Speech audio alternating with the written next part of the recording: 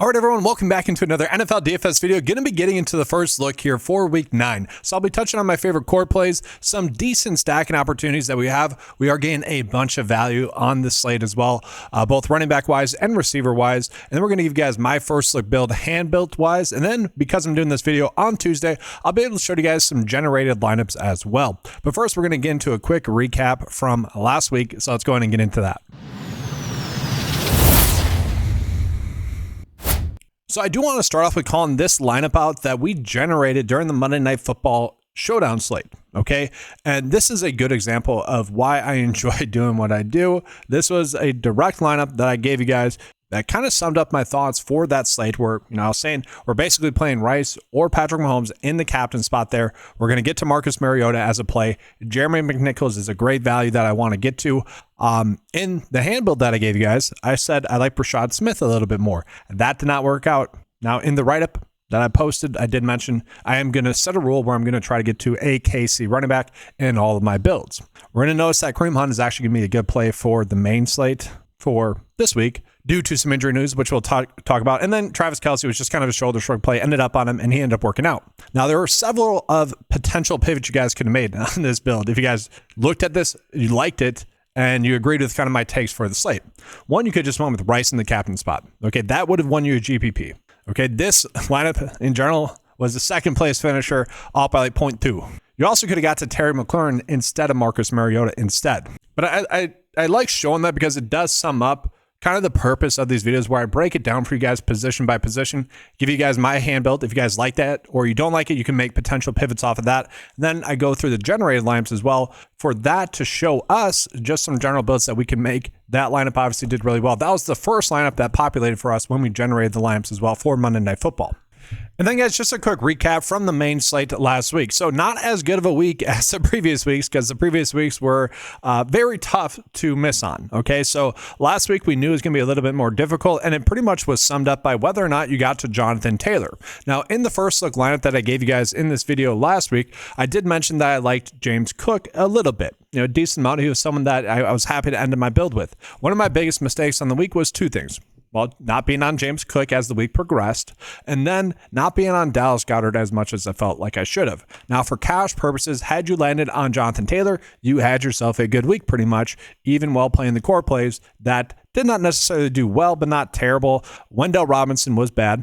Let's just pull up the player pool for you guys. So Bo Nix was a core play for me. Okay, that was a pretty straightforward play. Caleb Williams was a bust again. He did miss out on a touchdown at the end of the game. He is someone I'm going to consider, though, for GPPs when they have good matchups. You just can't really miss out on that. Now, I did have Swift as a good pivot again. That basically worked out. He scored a touchdown. He is splitting work, though, with Kyle Monangai.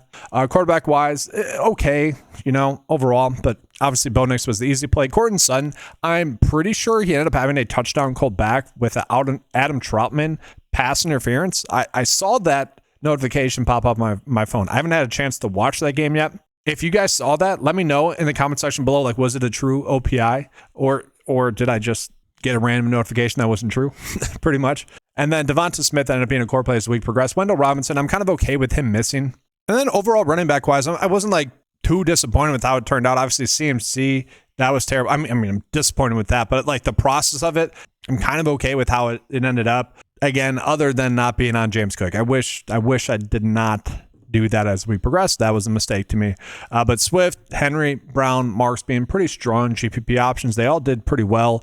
Pretty crazy though. Swift and Brown basically 50% of the work. Kind of same with Derrick Henry there, although they played with the lead for most of the game, so he was fine. And kind of same thing with Woody Marks. So a little bit lucky that those all worked out. And it's kind of annoying that Jonathan Taylor and that Bijan Robinson and CMC both busted terribly. Again, correct plays on paper. They just had an off week. That's going to happen. I did mention that a decent amount last week, guys. You're not going to run that hot. It was not as easy of a week as it was the previous several weeks. And this week, we're going to have to work for it as well. It's kind of it's a more difficult week this week as well. But this week is going to be a week that I overall like. And then, guys, let's just go ahead and recap the main slate from last week real quick. Basically, if you ended up on Jonathan Taylor, if you ended up paying up for him instead of CMC, you had a pretty good week, especially for cash purposes. If you did not do that, you probably had yourself a bad week, most likely. Now, that was something that we kind of knew could potentially be the issue with the slate, is that if Bijan Robinson and or CMC did not show up, which they both did not, they're both terrible, which kind of crazy, that if you missed out on that and then weren't on the other player that went off, you weren't necessarily going to have a good week. Now, I was kicking myself for, I would say, a mistake that I made, which was not being on James Cook really as the week progressed. This is from the first build that I gave you guys last week. We're on James Cook. We were going to be on Derrick Henry and Zay Flowers, a pretty heavy amount. But when the news broke that Lamar Jackson was going to be out, I basically cut my ownership for them in half. They both ended up doing pretty well then there as well. And let's just recap my core plays from last week. So Bo Nix was the easy quarterback play on the slate. Really not too much to that. It was unfortunate, though, that one of his TDs got called back to Cortland Sutton, who was a core play for us. Kind of just the easy play on the slate as well. He ended up throwing 2 touchdowns to Troy Franklin. Evan Ingram ended up being fine as well. Overall, I would still make that play. Same thing with Wendell Robinson. Didn't work out. You could look at the targets and say, maybe there was a mistake. I guess I wouldn't argue with that. But as price tag, given the matchup, that's just something I'm going to do each and every week pretty much, especially for a guy that had been dominating target share wise. And then as the week progressed with the news that AJ Brown was going to be out, Devonta Smith ended up being a core play as the week progressed. Now, I do want to call it that one of my mistakes, other mistakes in the week, other than getting off of James Cook, was Dallas Goedert. Okay. In retrospect, should have been on him more, should have responded to the news more. I was just really enjoying the ownership that we were getting for Colson Loveland at a cheap price tag. Remember, my goal last week was to punt to the tight end position to be able to afford to pay up for the stud running backs that we had. Didn't work out if you didn't get to Jonathan Taylor. But he was a good pivot off of Dalton Schultz and Kadon, who did not necessarily do anything. The tight ends did not hit as much as they did last week. Again, guys, I touched on this a decent amount. Like what we saw for that 4-week stretch where like all the top plays were just hitting and most of the plays I was telling you guys to be on were hitting, that's just not sustainable. Okay. I think last week was just kind of a regression to the mean with a lot of the top end chalk plays missing out last week. Don't expect that to occur this week either, just because the chalk missed last week. But it is obviously something that was due. Now let's talk about the good as well. So I mentioned some pivots that I thought were pretty strong pivots, guys. DeAndre Swift ended up scoring a touchdown again. He ended up playing like 50% of the work that the Calvin on guys. So a little bit lucky there. Same thing with Chase Brown, but we kind of knew the appeal of Chase Brown as a play. He ended up scoring 2 touchdowns for us. And then Woody Marks getting used in the receiving game. He ended up having a good game. And then Derrick Henry as well. Game script was good for him. And then receiver-wise as well, I kind of mentioned we were getting a bunch of really strong value receiver plays, and they basically all end up doing what we wanted them to do. I do want to spend a little bit of time talking about Shamir DK.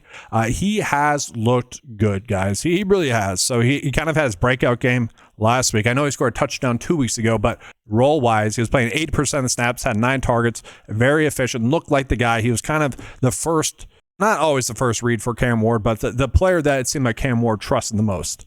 And he is someone like waiver wire wise for your fantasy football leagues. I would try to pick him up. Like he reminds me a lot of Rashid Shaheed and Tat McMillan. I think those are good comps for him. Just a smooth operator, guys. Like honestly, go watch some film on him. Just so super smooth. It's the best way to describe him. Now we did hit on the Houston plays. Okay, literally all of them hit. Noel, Higgins, and Hutchinson. Van Jefferson, I'm not too mad that it missed. Looking at his stats, 8 targets in that game, played the amount of snaps that we wanted him to play, about 80% of the snaps. So kind of okay with that miss overall. Tez Johnson was fine. I.E. Manor could have been better from him. But now, guys, let's go ahead and get into this week. So I want to talk about my initial thoughts for this slate because it is much more difficult on paper than even last week, which overall I actually think is going to be a better thing. It's not is going to be as chalky of a slate as it was, for 4 weeks in a row, basically. But it's not going to be last week where we're necessarily having to pay up for, a few stud running backs that obviously chalked us. Now, that being said, guys, Jonathan Taylor is going to end up being in a good spot here. If you want to pay up for him, by all means, you should do that. We're definitely going to have exposure to him. CMC as well. He finds himself in a great spot against the Giants. I'm not too worried about that poor performance for him last week. He also, I think he's going to get back Brock Purdy this week. And then also, they might be getting back Ricky Pearsall this week. I'm kind of expecting him to start practicing this week. We'll see what ends up happening there. That should just help the offense, right? And it's a very good matchup there against the Giants. But we also have Robinson, who, coming in off of a poor game. We'll see if Michael Penix is going to be back in this one, but also I think Drake London being out actually really ended up hurting Bijan Robinson there. Puka Nacua, we're probably going to pay up for, and his targets, Jamar Chase, St. Brown, Jefferson, right? I mean, it's just loaded with a bunch of good studs here. That's going to be the difficult part about this slate. It's just being on the correct studs, okay? And I know you guys would love me to tell you, we have to be on this stud. We have to. Like, this is the play. And I will say Rashid Rice at his price tag, we're probably just playing him. But other than that, it's going to be a spot where we just need to get our exposure to really all of them. It's as simple as that. But we're going to break down the slate, obviously, a little bit more in depth. I do want to start off here with the running backs. So we do have two injury situations that are pretty huge here, guys. So Cam Scatterboo is going to be out for the year. And so that's going to mean Tyrone Tracy Jr. is going to be the RB1 here for the New York Giants. He ended up getting 64% of the snaps in that last game. 10 carries, 3 targets, overall 7.3 DFS points. You give him about 10% more snaps, he probably gets to around, let's just say 9 DFS points. Overall, he did end up playing 78% of the snaps after Cam Scatterboo left. Did end up with 9 out of the 12 running back opportunities after he left as well. So I think we can just expect it to be the Tyrone Tracy show from, the standpoint of it had been the Cam Scatterboo show. And the way I look at it is that we're basically getting Cam Scatterboo at, 5.1. I know they're different players, but they also somewhat get used the same, especially in the passing game and workload wise. So I do think Tracy is kind of a starting point this week due to his price tag. But one nice thing about this video coming out a little bit later on, one day later, and apologies guys for that, I'm trying to work on the content schedule here with the NBA starting. I do love covering NBA. I do love NFL as well. YouTube does not allow me to mass produce content and post it for you guys. If I do that, it just ends up hurting the channel because it doesn't allow enough time for the videos to get views pretty much. And if you post a new one, it basically kicks the other one out of the algorithm. So figuring out the content schedule there. So apologies for this video coming out later, but hey guys, like the video, subscribe to the channel, comment. That stuff does help out the videos there as well. But yeah, the nice part about doing this video a little bit later on than when we typically do is that Isaiah Pacheco he's week to week now, so he's not going to play in this game. And so that leaves us with kind of knowing that we're going to get a decent RB value here for the Kansas City Chiefs in what should be a pretty high scoring game, guys. This is one of the highest scoring games on the slate in week 9. And let's just talk about that real quick. So guys, the game total for this game is 52.4 points on average right now. A very high scoring game there. But we're also getting other games that are pretty high scoring. The Bears versus the Bengals, 52.3 on average there. And then we're getting some spots where, like, game script wise, we do need to be a little bit worried. So the Packers are going to be almost 13-point favorites in their game. So should present a Josh Jacobs script there. We're probably looking at the Packers DST a little bit as well as a result. And then the Chargers are 10-point favorites as well, which is going to lead us into another running back play that we're going to be looking at in this slate, and probably going to lead us to DK as well in a negative game script. So with Smith out, I do think we can expect Kareem Hunt to be the RB1 here for this offense. The worry would be that Brashad Smith ends up just outplaying him potentially, but Pacheco got 58% of the carries in the last game. Kareem Hunt 31%. And if we're talking about like touchdown equity in this high scoring game, Kareem Hunt has that obviously ended up scoring 2 touchdowns last week. It was always a little bit of a toss-up as to whether it was Pacheco or Hunt, with the lean towards Hunt. Now with Pacheco out, that's just firmly goes to Kareem Hunt. He's priced at 4.7. If this salary came out prior to that injury, Kareem Hunt would be at least $1,000 more expensive, guys. It's as simple as that. He should play about 60% of the snaps. I would assume he gets around 15 opportunities in this game as well. But we do need to talk about Smith. So Smith ended up getting kind of his normal snap share prior to the previous week against the Raiders, where he did get a lot of garbage time work. The difference between last week, the Monday Night Football game, and every other game was that he did not receive a target on any manufactured touches, which is an issue with the Kansas City Chiefs offense, is you never know exactly who is going to get the manufactured touches. I think at this point we can assume it's going to be Rashid Rice. And what I mean by that is like little pop passes, shuffle passes, or screens to Smith. We did not see that at all. Now, there were a couple of plays set up to go to him where he was the first look read that Patrick Mahomes just didn't throw it to him on, because he wasn't open. And so we could see Smith end up getting maybe 35% of the opportunities in this game as well, which if he does in a high-scoring game, I mean, it doesn't take much for him to pop a big play. We're looking at Hunt as the better option, but maybe Smith we get to a little bit there as well. And then the other running back that we need to mention is going to be Kamani Vidal. Now, he is someone that is a little bit injury dependent here, where if we're looking at Hassan Haskins, I do think we would feel more comfortable about Vidal if Hassan Haskins does end up sitting. Okay. But even if he does play, I do think Vidal is going to end up being a strong play. There were some quotes from Harbaugh basically saying he's like an RB1 in this league. So really kind of gassing him up. And obviously it seems warranted. The only issue that I had with the last game was that he only had 2 targets. Now, that game was a game where they're blowing out the Vikings, so no reason for him to get any usage in the passing game. This is also, again, going to be a game where they're 10-point favorites, good match against the Titans. I think we're comfortable getting to Vidal at this price tag.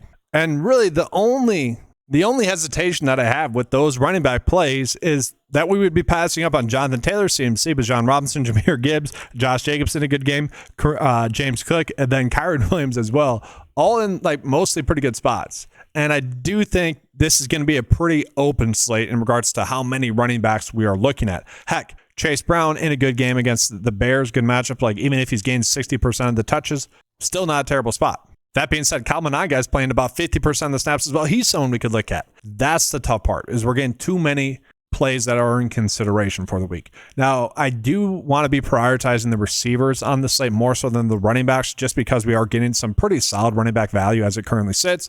Obviously, things can change throughout the week. I do really like getting to the targets of Puka Nacua, guys. Prior to his injury was just a stud. I fully expect him to be back to being a stud again. The issue with him is we're getting Jamar Chase a little bit cheaper, $100 cheaper, but he is obviously also been a stud as well. Not a terrible matchup there against the Chicago Bears, especially if that Bears secondary is still banged up like they were in week 8. So be on the lookout for that, guys, for the Bears secondary. If the defense is still as banged up as they were in week 8, Chase becomes an even better play, especially if they're going to choose not to give Chase Brown a lot of carries when they're playing with the lead and just decide to continue to throw the football, which ultimately leads to them losing the game. So at this point, I just think we played Chase and then Rashee Rice as well. One of the things I was looking for, like stat-wise from Rice in this last game, was just how much he played. He ended up playing 87% of the snaps, which obviously was a huge uptick from his game in week 1 against the Raiders, which, to be fair, that game was a blowout. Didn't need to play him that much. 9 targets, 9 catches, 93 receiving yards, almost 3 touchdowns, crazy stuff there from him. They're looking to get him the football in many ways. He is just someone I think we need to be rostering there as well. Now, St. Brown's, I think, in play against Minnesota. I think Justin Jefferson firmly in play against Detroit as well. And then just a lot of decent clicks that we can get to. Like Michael Pittman Jr. finds himself in a very good spot. Daniel Jones is going to be one of the best quarterback plays on the slate. We definitely want to be getting to him, but we also could potentially just be looking at a good stacking opportunity in that game as well, where we're just kind of setting a rule for our lineups that include Daniel Jones. We want to begin to one of Michael Pittman Jr., or maybe even 2 of them. Alec Pierce, who ended up with a big catch in that game, more of a big play receiver. And then Josh Downs, who's been a safe and steady, reliable target for Daniel Jones for several weeks. And then we also have Warren, who obviously gets a good matchup as well. We could be looking at him. I do think Pittman's going to be the priority, though, and then we could fill in with one of those other plays there. Pittman's just been a stud, playing a bunch of snaps, getting a bunch of targets. We're going to be looking at Daniel Jones, so obviously we're going to be looking at Michael Pittman Jr. I do want to talk about the Chiefs as well. I'm kind of fine just maybe for the rest of the year until we're proven otherwise to just set a rule where for all of our builds, we're getting one of Ladd, Keenan Allen, Quentin Johnston, or Gadsden as well. That way we're getting like a pass catcher that's going to score 20 DFS points for us. And maybe we gave him 2 of them. That's kind of just been the theme here for the Chargers, where not everyone can eat every single game, but on average, they're all doing pretty darn well. And I really don't mind that thought against the Titans here. I think that could be a decent route to go. DK Metcalf also gets a good matchup in this game against the Colts. Really not a bad run it back option if you are going to be looking at some of those Colts players. Again, Michael Pittman Jr. and then one of the other pass catchers. You could easily run out DK Metcalf as an option to run it back with. He is obviously Aaron Rodgers receiver number 1. Not a terrible route to go, but also a sneaky decent play is the receiver number 2, Calvin Austin, especially if they're going to be playing from behind where Aaron Rodgers is forced to throw the football more. Austin becomes appealing. Austin ended up playing 80% of the snaps, getting 6 targets, 4 receptions, only 28 receiving yards. Don't necessarily like that. But again, you really would be targeting for the big play upside and maybe even a touchdown, which in a game stack, I don't mind. I still like Robinson as price tag. I think he's a fine play as price tag. Although worth calling out, guys, Tyler Shaw is going to be the quarterback. And how do I say this? He didn't, I don't want to say he looked bad.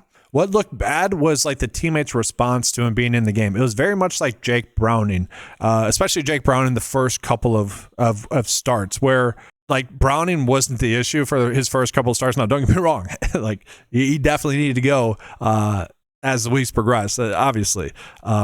But what stood out to me with Jake Browning is that his teammates just did not seem to have any faith in him, and that translated to effort on the field, on blocks, and just catches, and just everything.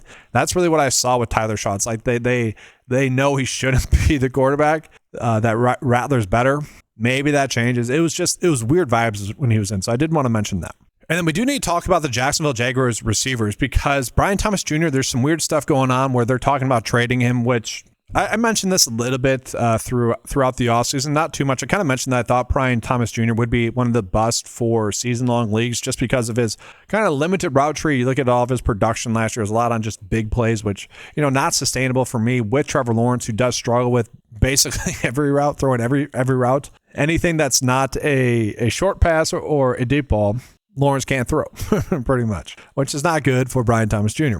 That being said, Travis Hunter kind of broke out in the last game. Now, they are coming in off of a bye week, but Hunter to me is very appealing. He was getting receiver number 1 snap shares in that game against the Rams and kind of broke out, guys. Again, 14 targets, 8 receptions, 100 receiving yards, had a touchdown in that game. This is a very good matchup as well. To me, it does seem like it's going to be a Travis Hunter game. Now, if we get news that Brian Thomas Jr. is indeed out, that should benefit Parker Washington as well, who had up until that week kind of been the most impressive Jaguars receiver. And I saw during that game, actually, the London game, that take was actually catching on. I was kind of proud of people noticing that. But 10 targets in that game, 4 receptions, 52 receiving yards. This could be one of the best values on the slate if Brian Thomas Jr. is out or traded. I don't think he's going to be traded. Just weird stuff going on there with him, so it wouldn't be surprising for him to be out. Again, just be on the lookout for Parker Washington as a play then. But yeah, guys, right now I'm kind of treating Rice and Hunter as core plays. That could change with Hunter if we get some different news, but I think that's pretty straightforward. And then with Kareem Hunt, Vidal, and Trace, we're getting some pretty darn good value. So we're going to get pretty high target volume here. We're going to get pretty high opportunities, I think, through those running backs. Now, I do want to talk about just one other kind of receiver room as well, or just game in general here. So I think it's worth mentioning here, Jalen Coker ended up playing 66% of the snaps. He is someone that is a little bit like of a post-type sleeper due to his injury after they traded Adam Thielen, but it wouldn't be surprising to see him start to break out at the tail end of the season this year like he was doing last year as well. So he's someone I think we could look at as a value option here at 3.6. But then for the Green Bay Packers, guys, Christian Watson ended up playing many more snaps than really I was expecting in that game. So Christian Watson ended up playing at 56% of the snaps, but at a 62% route share. I was kind of expecting like 35%, kind of easing his way back into the mix, but no, he was back, instantly made some high impact plays. Something that I mentioned, guys, is like their points per game go up like 4.5 when Christian Watson's on the field versus when he's off the field. The offense just moves with him on the field. And so I was very encouraged by that. It would not shock me if he ends up just being the receiver 1 for this team from this point on, assuming he stays healthy. And if we're getting him at 4.4, that's very appealing to me here, guys, especially if he could outsnap Matthew Golden, who I feel bad for Matthew Golden, guys, as a Packers fan. He had a walk-in touchdown that Jordan Love just missed on. And this has kind of been the theme for Matthew Golden thus far this season, is he has been open a bunch. Now, in most cases, it's just Jordan Love hitting Tucker Kraft for a big gain instead, which you can't really fault Love for that. But that one was painful for him just with how wide open he is. I do feel bad for him. I feel bad for the young receiver, because he is just open a bunch, but yeah, obviously the ball's just not coming his way. All right, so now let's go ahead and jump into the quarterbacks. And I do want to talk about something just real quick, guys. So I don't know if you guys are following the Baseball World Series at all, but I saw a clip of like Justin Herbert with his girlfriend, Madison Beer, is that? I don't know if that's her first name, but whatever. They were like sipping Modelo's. And I'm like, I do not get that as a professional athlete during the season. I just don't get the whole like drinking during the season. It's just something that's always like, what are we doing here? You're getting paid millions of dollars to be like the sharpest athlete that you can be. And maybe it was just a bad image. Maybe I got it wrong. Maybe he wasn't. Maybe it was a Miller Lite, which would that be better? I don't know. Better than Modelo? I don't know. But anyways, it's just like, it's just kind of a weird thing. And again, I could have just saw it wrong, but kind of weird there. There were people making jokes about them, both him and Matthew Stafford being at the game instead of like, just being ready for the week coming up. But Just kind of a fun thing to mention overall. They are both in good spots, though. That is why I'm mentioning it, guys. So we know that the Chargers are, pretty heavy favorites in this game, which does favor more of a run-heavy script there for Kamani Vidal. But wouldn't be surprised if Justin Herbert continues to play well. Obviously, we love his pass catchers. Matthew Stafford also gets basically the exact same matchup and game approach as well, where you probably would be favoring Kyren Williams a little bit more.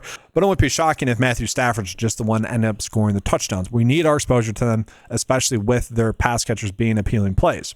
Worth calling out, Josh Allen and Patrick Mahomes both get difficult matchups, but they're in a very high-scoring game, so we cannot ignore that. Now, the play that I think everyone's going to be getting to is going to be Daniel Jones versus the Pittsburgh Steelers, just because it's a very good matchup. He has been pretty darn reliable as well, and he makes sense in game stacks. Very easy to game stack. I am just getting to him right now and hoping that he just gets a rushing touchdown over Jonathan Taylor, because I don't like the idea of not being on Jonathan Taylor as much this week. Again, that's due to the running back value that we were getting.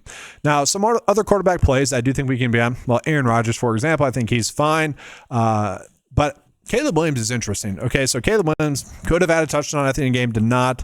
Has been pretty lackluster the last 2 weeks in pretty good matchups for him. He gets another good matchup here against the Cincinnati Bengals. Again, that is pretty high scoring, supposed to be pretty high scoring.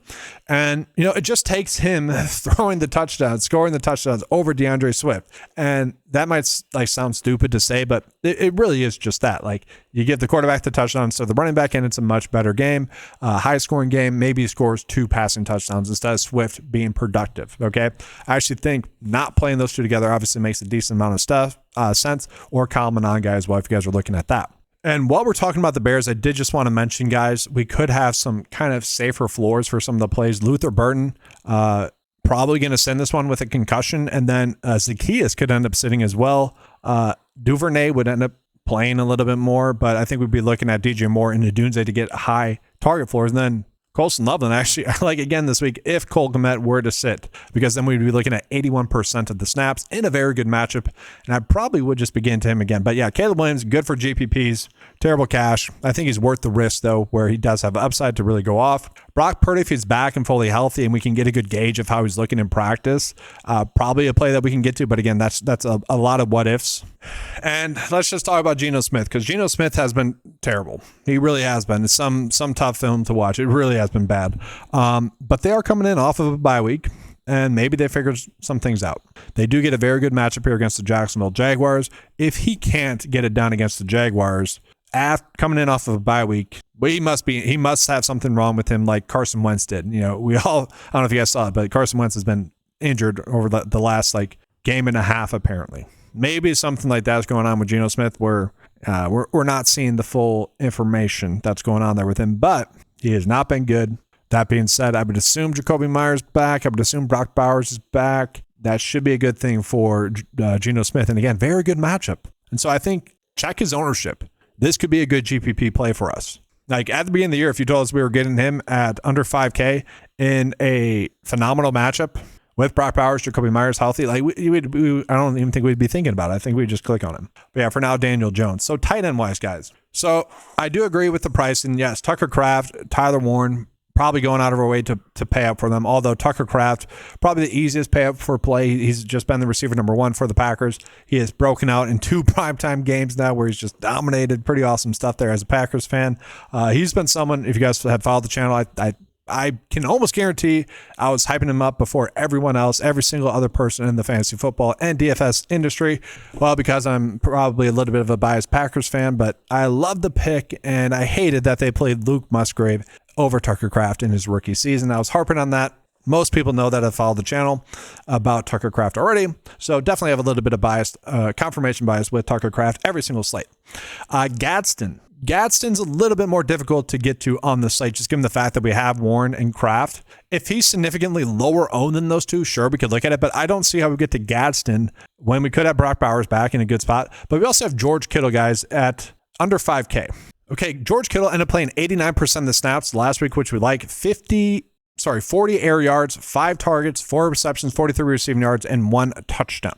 We know a breakout can really be there for any single game for George Kittle. I don't know if necessarily Pearsall being back or not back would be good for him. I do think Brock Purdy being back would be good for George Kittle.